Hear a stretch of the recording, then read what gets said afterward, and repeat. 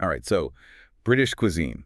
What's the first thing that comes to mind? Fish and chips. Fish and chips, maybe a Sunday roast, right? Yeah. But if we're being really honest, for a lot of people, the word that actually pops up is, well, bland. And that reputation, that whole idea of it being boring, is exactly why we're doing this deep dive. Right. Because it's not just a modern opinion.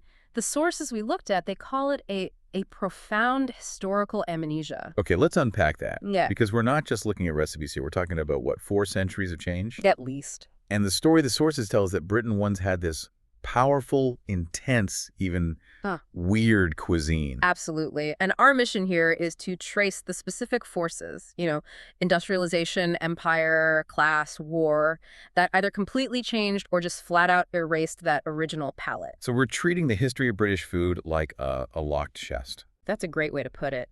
And when you open it, you find out these changes weren't accidental. They were, in many ways, imposed. If you really want to understand why the food became simplified, you have to look at these historical fractures that changed what an entire country expected food to taste like. Which means we're going to start somewhere most people wouldn't expect. We're skipping right over the 20th century for now and going back to the Middle Ages. And that's because medieval Britain is a completely lost universe of flavor and technique. It's true. The sources show so many foods, so many flavor combinations that were totally standard back then are just gone today. The cornerstone of the diet was something they called pottage. Pottage. It sounds appropriately medieval. What actually was it? It was this amazing single-pot meal. It would cook for hours, sometimes days, constantly being added to. So like a perpetual stew. Exactly. Meat scraps, grains, whatever vegetables were in season, herbs. It was this fluid, ever-evolving thing. Robust, filling, and the real heart of the home. And what's really striking in the sources is the flavor profile. We think of medieval food as, I don't know, gruel. But the documents show this incredible complexity. We're talking about a lot of meat and fruit combinations. That sweet and sour thing is the key insight we've lost. You'd see lamb cooked with plums or chicken with grapes, all balanced with these tart sauces made from, say, honey and vinegar. That sounds incredible. But here's the real shocker for us today. Medieval dishes were often extremely spicy. Wait, hold on. Spicy British cuisine. Spices were insanely expensive back then, right? They were. So surely this flavor bomb was only for, like, the 1%. And that's the paradox. You're exactly right. Ingredients like black pepper, cinnamon, ginger, they were used heavily in the recipes of the wealthy, and that was the entire point. It was a direct signal of wealth. The more spice, the higher your status. Precisely. The culinary ideal was intense spice, even if most people were eating a more basic pottage. So what happened? What killed this incredibly complex, spicy, status-driven food? Well, the first erasure was economic. Trade routes got better. Spices got cheaper. So they lost their power as a status symbol. They did. And at the exact same time, French cuisine was rising in influence, and it started labeling British food as crude or coarse. So the wealthy, looking for a new way to show off, just pivoted. They abandoned their own intense food because it was suddenly less desirable, no longer exclusive. That shift sets the stage perfectly for the next big change, moving into the Tudor and Stuart courts and then the Victorian era. The sources suggest this was a revolution driven less by taste and more by morality, the moral cleansing of the table. That's a perfect way to describe it. If the Middle Ages was about complexity and showing off wealth, the centuries that followed, especially the 19th century, were about moral constraints. We lost the spectacle. The giant roast. Exactly. The tradition of cooking whole animals, swans, peacocks, deer, that just stopped. We also lost these incredible techniques like making elaborate molded gelatinous meats from bone broth. Jellies and aspics. Right, which were once the height of culinary art. But they came to be seen as messy, excessive, and ultimately immoral. Immoral? What on earth is immoral about a pie? Well, the Victorian idea of moral dining was all about simplicity and order.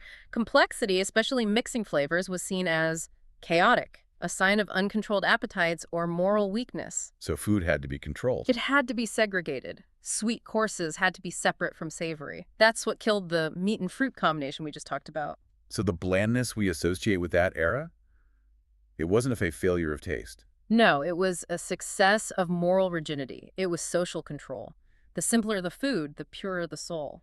That is an incredible thought. Blandness is a moral victory. Right. So the elites abandoned complex food. But let's look at the other end of the spectrum, at the everyday food of peasants and rural people. because this is where the class system delivered a really cruel blow. This is one of the biggest food tragedies the sources detail, I think. The systematic elimination of perfectly good food just because it was branded poor people's food. And these were often the most nutritious things available. Absolutely. First, you have offal and organ meats, brain, kidney, spleen, all packed with iron and vitamins and so much flavor. Gone. What else? The widespread use of wild plants. People knew exactly where to find things like nettle, dandelion, sorrel. It was free, accessible, healthy food. And we can't forget the staples, the porridges. Oh, exactly. Right. Heavy gruels made from barley, oats, peas, the foundation of their diet. But the thing is, unlike the medieval spices, these foods weren't abandoned because they got cheaper. They were abandoned purely because of their association with poverty. So as industrialization kicks in and people move to the cities, they physically can't forage anymore. But the social stigma, that follows them. It follows them, and it's a death blow. Prestige shifts completely to processed foods. White bread becomes the ultimate status symbol. Cheap sugar is the new energy source. And healthy but statusless foods like offal just get erased. Because nobody, once they had even a little bit of money, wanted to eat the food that marked them as poor. It was a choice for dignity over nutrition. Which brings us perfectly to the Industrial Revolution itself, the ultimate fracture point. If class erased ingredients through shame, the factory clock basically erased the entire culture of cooking. It fundamentally destroyed the pace of life. What was lost was the tradition of long-cooked meals, the idea of the communal pot simmering all day. Even just having one big hot meal a day. That practice was gone. You can't simmer a pottage when you're working a 14-hour shift in a factory and living in a crowded tenement. So what replaced it? The things we still have today. The rise of the cold sandwich. It requires zero prep time and a huge dependency on tea and sugar for a quick, cheap energy hit. The cold sandwich. It's the anti-pottage. It really is. Food became fast, cheap fuel. And the sources are so clear that this era just stripped the soul out of the cuisine. So the idea of British food being tasteless is a direct result of the factory clock. It was an economic necessity that became a multi-generational cultural habit. This is the origin of the modern packed lunch, moving us further and further away from those rich, hot communal meals. But that wasn't the only pressure. As Britain built its empire, it had this identity crisis over the very flavors it was importing. Yes, the irony of rejection. We see early mentions of Anglo-Indian dishes, spiced meat stews coming into Britain. But despite that medieval taste for spice, the dominant trend was to actively reject these new, complex, foreign flavors. Why? Why reject them if they already had a history of liking spice? This is where the idea of colonial guilt comes in.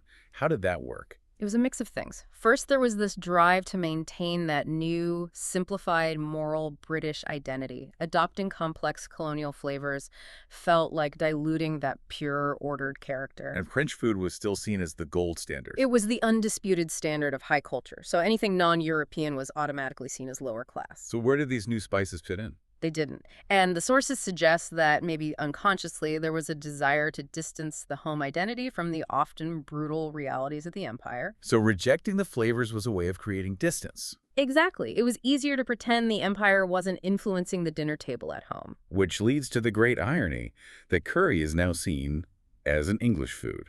Total irony.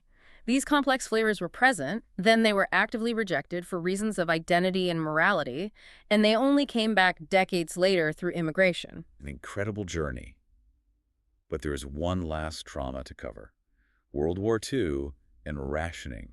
This was the final scar. And this wasn't a choice. This was forced deprivation that defined the palate for an entire generation. It inflicted permanent psychological damage on the country's taste memory. It did.